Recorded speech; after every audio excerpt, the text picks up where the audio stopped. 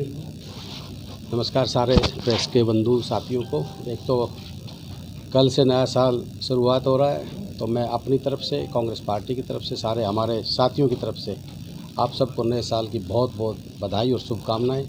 आपके नया साल जो कल से शुरुआत हो, जिस प्रकार से आप सच्चाई से इस प्रदेश की आवाज़ को बुलंद करते हो और उसको ऐसे ही आप बुलंद रखें और आपकी हर मनोकामना सभी साथियों की पूरी करेगा, मैं ये कामना करता हूँ। आज पहली बार रोहतक की मीडिया से, वैसे तो मैं मिलता रहता हूँ, पर आज मिलने का मौका मिला, उसके लिए मैं सारे मीडिया के साथियों का मैं धन्यवाद और स्वागत करता हूँ। मेन मुद्दे आज पूरे प्रदेश के अंदर देखिए, आपने विधानसभा सत्र देखा है, चाहे भर्ती घोटाला था, चाहे धान घोटाला था, चाहे पेपर लीक घोटाला था, यूरिया घोटाले हैं, अब पहले डीएपी घोटाले थे, अब यूरिया घोटाले हैं। जिस प्रकार से पूरे प्रदेश के, चाहे वो किसान वर्ग है, चाहे व्यापारी वर्ग है, चाहे यूथ वर्ग है, चाहे मिडिल मैन है, सबको गवर्नमेंट मारने का काम कर रही है।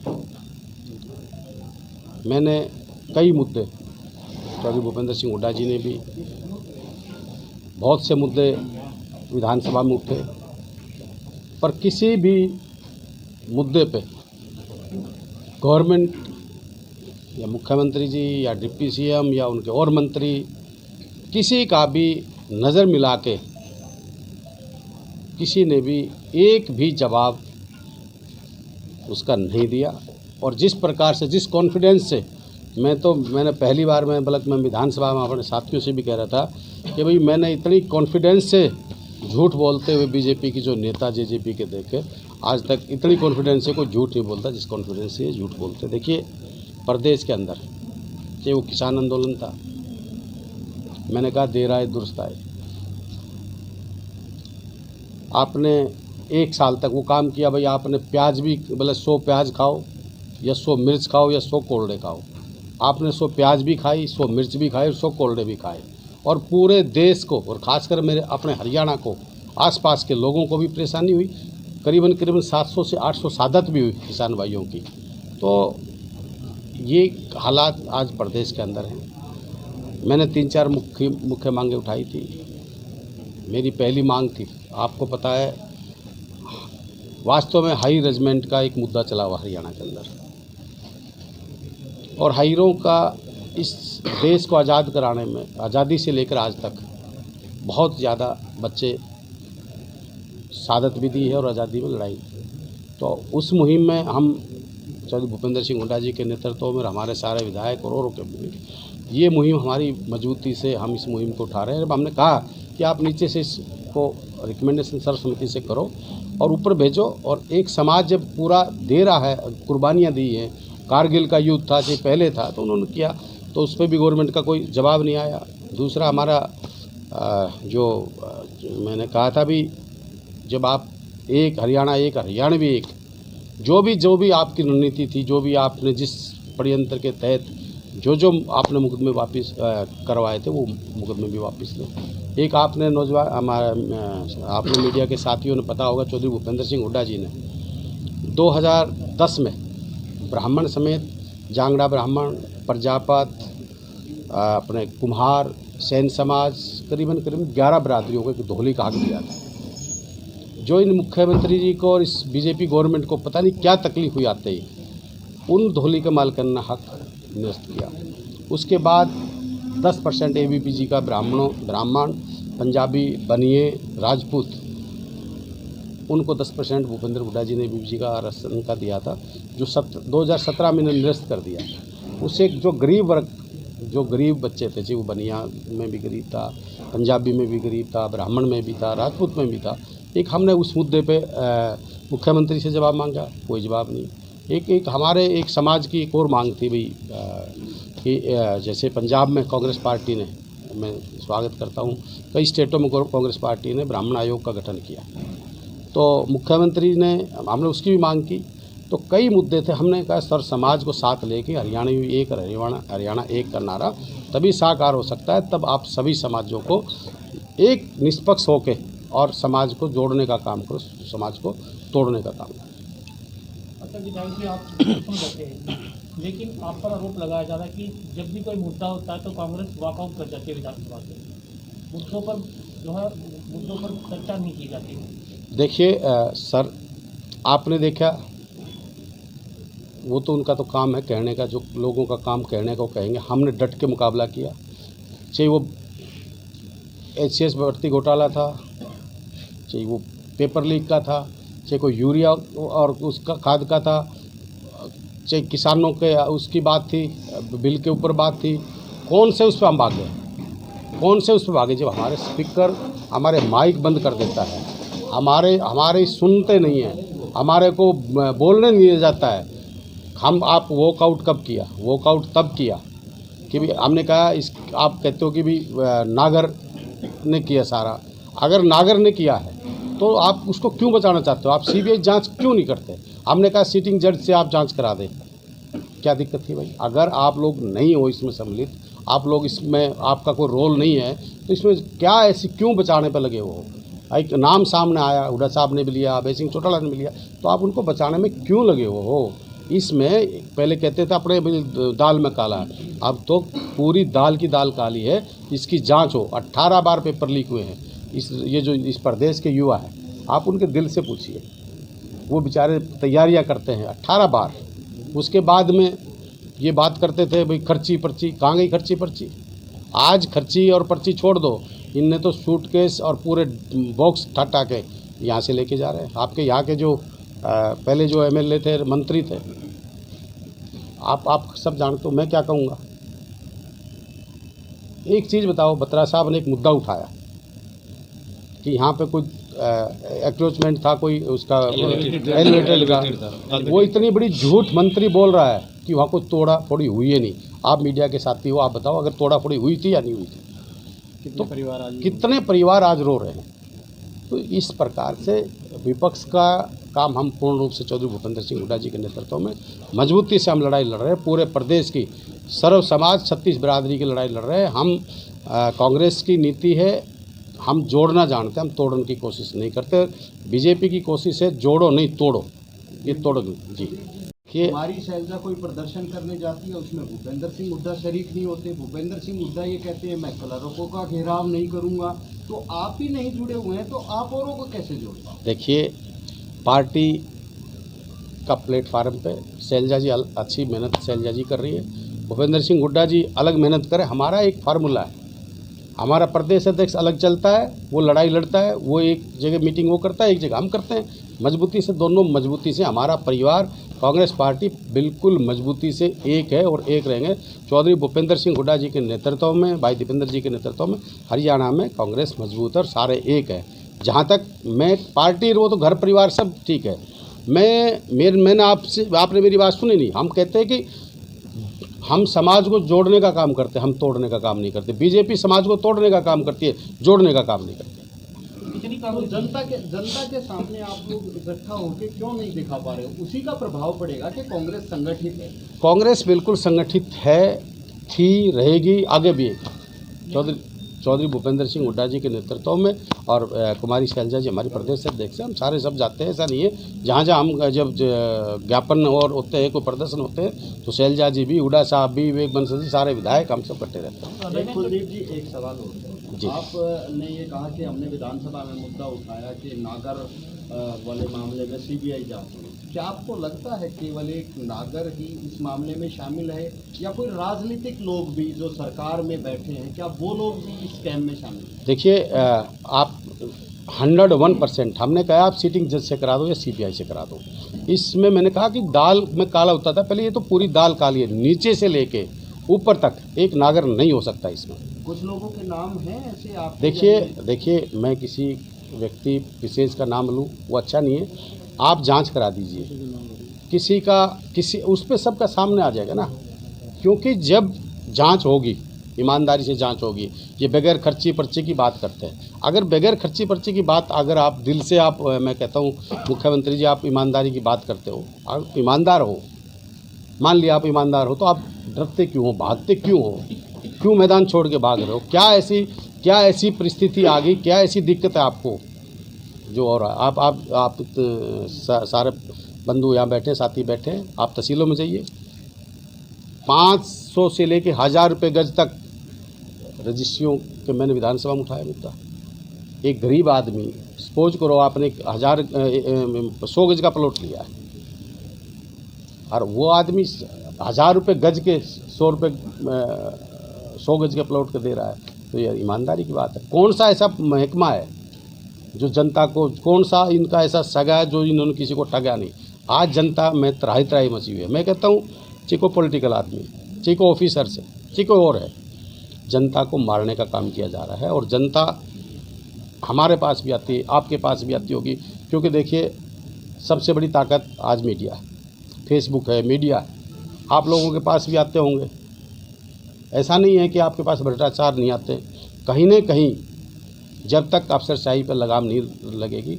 अफसरशाही आज प्रदेश के अंदर सबसे ज़्यादा हैवी है, चाहे पुलिस महकमा है, चाहे रेवेन्यू महकमा है, चाहे कोई और महकमा है, प्रदेश के अंदर अफरा तफरी है इस बार। आप जांच कराने इस तरह से सरकार ने अपनी जो दारू पीने की उम्र है वो घटाकर कम कर दी, यानी 21 साल से कम कर दी, 18 साल का नहीं, 25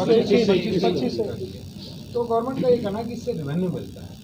और जिस तरह से नवीन जहीन ने 2 मंत्रियों के नाम तक बताए हैं इसमें यूपीएससी घोटाले सर और कांग्रेस पार्टी इसमें बिल्कुल मौन है, क्या राज है? सर देखिए, एक तो आपने एक बात कही, मैं नवीन जहींद ने किसका नाम लिया, किसका नहीं लिया, कांग्रेस कहीं पे भी तो मौन नहीं है। पहले मैं आपकी बात आता हूँ नशे के ऊपर।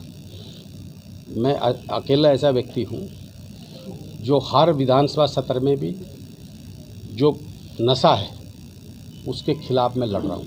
मैं, मेरे इस हरियाणा का जो एक भविष्य है, ये मेरे यूथ के साथी, आज इनका भविष्य अंधकार में है। मैं अपनी बादली की बताता हूँ, बादली के अंदर कोई सा ऐसा नशा नहीं था जो नहीं बिक रहा। पूरे जिला झज्जर में आज के दिन पूरे हरियाणा में जो एक कौन सा एक चिट्टा पिट्टा कर कोई ऐसा कोई नशा आया है जिसकी चिंता हमें खाई जा रही है, उसके लिए हमारे को धमकियाँ तक भी मिलती है और भी होती है। मैं निर्डरता, और मैं तो आपके चैनल के माध्यम से प्रत्येक उस युवा व्यक्ति से, युवा इस देश के भविष्य से, इस प्रदेश के भविष्य से मैं रिक्वेस्ट करता हूँ कि आप लोग नशे से बचें। जहाँ तक इन्होंने 21 साल की, मैं कहना चाहूँगा दुष्यंत चौटाला जी ने ये पॉलिसी लेके आए, वो दिल पे हाथ रखे, वो खुद एक युवा है। क्या अगर आप रेवेन्यू बढ़ाने के चक्कर में अपने प्रदेश को धकेलना चाहते हो तो ऐसा रेवेन्यू अच्छा, या ये प्रदेश जो गलत में जा रहा है, जो युवा जो इस देश और प्रदेश के भविष्य हैं, वो अगर आप उनके बारे में नहीं सोच सकते तो इससे बड़ा और दुर्भाग्य इस प्रदेश का क्या होगा। आज चाहे जेजेपी और बीजेपी में, दोनों में एक है ना होड़ लगी हुई है लूटने की, कि किस प्रकार से हम ज़्यादा लूटें, किस प्रकार से हम लूटें। नवीन जहींद ने किसका नाम लिया, किसका नहीं, अब मैं उस पर आता हूँ। देखिए, हमने पूर्ण रूप से पूरे विधानसभा में हम किसी का झूठा नाम ले दें, वो एक अच्छी बात नहीं है। चौधरी भूपेंद्र सिंह हुड्डा जी ने एक इशारा दिया, जब तक किसी की नहीं होती है कच्ची बात नहीं कहनी चाहिए। उसकी हमने जांच की मांग की है, उसमें सब दूध का दूध। अगर ईमानदारी की ये बात करते हैं, ये पर्ची खर्ची ईमानदार सरकार पहली बार तो उसकी बात करते हैं, तो ये क्यों भाग रहे हैं? 18 बार पेपर लीक हुआ, उसकी कोई जांच नहीं हुई। धान घोटाला हुआ, उसकी कोई जांच नहीं हुई। शराब घोटाला था, उसकी जांच नहीं हुई। अपना रजिस्ट्री घोटाला जो मैंने खुद विधानसभा में शराब और वो मैंने उठाया था, आज तक उसकी जांच नहीं हुई। तो ये जांचों से क्यों भाग रहे हैं? अगर ये ईमानदार हैं तो आप जांच करा लीजिए। तो आपको भी धमकी दी है आपने? यस। किस तरह की धमकी? देखिए, मैं पहली बात तो धमकियों से डरने वाला नहीं हूँ, पर जो एक नशे का एक जाल बिछा हुआ था मेरी बादली में, मेरे से व्हाट्सएप कॉल पे भी आई, वैसे फ़ोन भी आए कि भाई आप इसके खिलाफ ना बोलो, आप बादली में नहीं घुस सकोगे, इसका अंजाम बुरा होगा। मैंने कहा भाई मैं ना तो अंजामों से डरता और ना मैं किसी बदमाश से डरता, मैं सिर्फ़ और सिर्फ एक आम जनता और गरीब से और भगवान से डरता हूँ।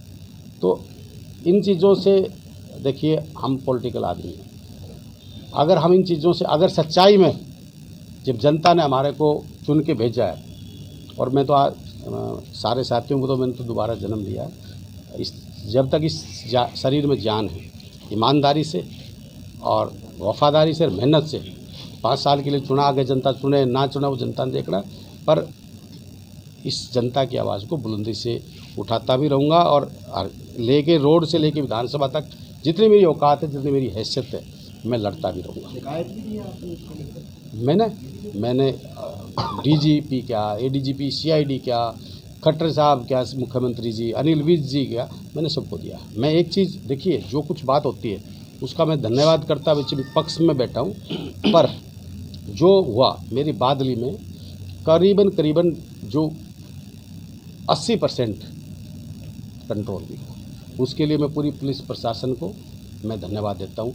इसी तरीके से लगे रहे तो, और पूरे हरियाणा में अगर इस तरीके से लग जाए तो ये देश का भविष्य, ये हमारे प्रदेश के भविष्य बच सकते हैं। अनिल विज को भी धन्यवाद देते हैं। देखिए अगर अनिल विज, जब मैं प्रशासन, सबसे बड़ा काम प्रशासन कर रहा है, अनिल विज का मैं एक चीज़ का धन्यवाद करता हूँ। अनिल विज ने, मैं मिला, अनिल विज ने कहा भाई गवर्नमेंट में गृह मंत्री है तो बैठा है, अगर मैं तो सबसे बड़ा, मैंने तो कहा है विधानसभा में भी कहा है, मैं सबका धन्यवाद करूंगा, मुख्यमंत्री जी का धन्यवाद करूंगा।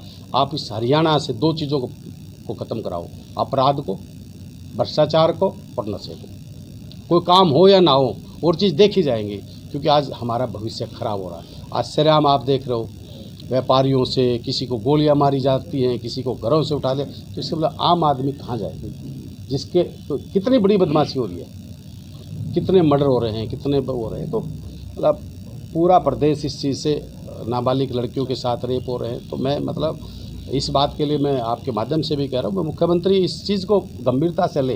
3 चीज़ है प्रदेश को चलाने के लिए, भ्रष्टाचार, नशा और जो ये अपराध, जो एक व्यापारी भाइयों पे, किसी को आप देख रहे हो कितनी बुरी हालत है। शुक्रिया। धन्यवाद सर, हाँ बिल्कुल, और लोग खुल के लोग। नशे की आप बात कर रहे हो, कौन लोग हैं वो जो नशा फैला रहे हैं, नशे का व्यापार करते हैं? क्या उसमें कोई नेता शामिल है या किसी का हाथ है? कौन है वो? देखिए मेरे बादली में तो ना इसमें कोई नेता है, पूरे हरियाणा की मैं बात कर रहा हूँ, पूरे आज के देश के अंदर। जब एक चीज़ बताइए, 3-3 हज़ार, 25-25 हज़ार करोड़ की पोर्ट पे जब समय हीरोइन मिल जाती है, तो मेरे से नाम क्यों पूछ रहे हो? आपको धमकी मिली है ना? धमकियाँ के ऐसे, मैं धमकियों के डर नहीं डरता, मुझे बता दिया, ये तो चलती फिरती रहती है। ऐसा है, देखिए मृत्यु और जन्म किसी के कभी हाथ में नहीं जाएगा, पर अगर आप नाम की बात है, गवर्नमेंट, मैं तो सबसे बड़ी सारी बात गवर्नमेंट की मानूंगा, गवर्नमेंट कंट्रोल करे। आप एक चीज़ बताइए, आप मतलब 35 किलो आईडी थी, आरडी पुलगामा में, जिसके परिवार के 55 लड़के शहीद हुए थे, उनसे पूछिए आज तक उसकी जांच हुई? अडानी के पोर्ट पे 3,500 करोड़ की हीरोइन मिलती है, क्या हुआ? अभी पीछे अखिलेश यादव के पीछे पड़ रहे थे कि अखिलेश यादव के आदमी पे मिला, इनकम टैक्स की जो रेड चल रही है जो 200 करोड़ पे, कहाँ? अखिलेश यादव ने कहा, मैं उसका इंटरव्यू देख रहा था, कि आप इस पर जांच कराएं, और अगर मेरी आज तक कोई चैट भी मिल जाए और मेरा नंबर भी शेयरिंग कॉल मिल जाए तो मैं राजनीतिक छोड़ दूं। तो ये खुद ही चोर हैं, बीजेपी के प्रधानमंत्री से लेके एक ना, मतलब एक को चोर को कहते हैं लाग और सा को कहते हैं जाट। तो आप इसका जवाब खुद देख लेना, आप अडानी के पोर्ट से ले लेना कि इसमें कौन कौन से मिलिटर कौन है, कौन क्या कर रहा है। शहीद नवीन वशिष्ठ जो था, मैं अभी होके भी आया हूँ वहाँ पे। मुख्यमंत्री जी से मैं एक रिक्वेस्ट करूँगा, अभी उन्होंने मांग भी रखी है, डीसी से ही कह रहे थे, मैंने कहा डीसी का काम नहीं है, ये मुख्यमंत्री का काम है। एक परिवार, गरीब परिवार है, इनके फादर एक किसान है, एक मतलब बेहद गरीब परिवार से हैं, तो उसके परिवार को नौकरी भी दी जाए और उसको जो आर्थिक सहायता है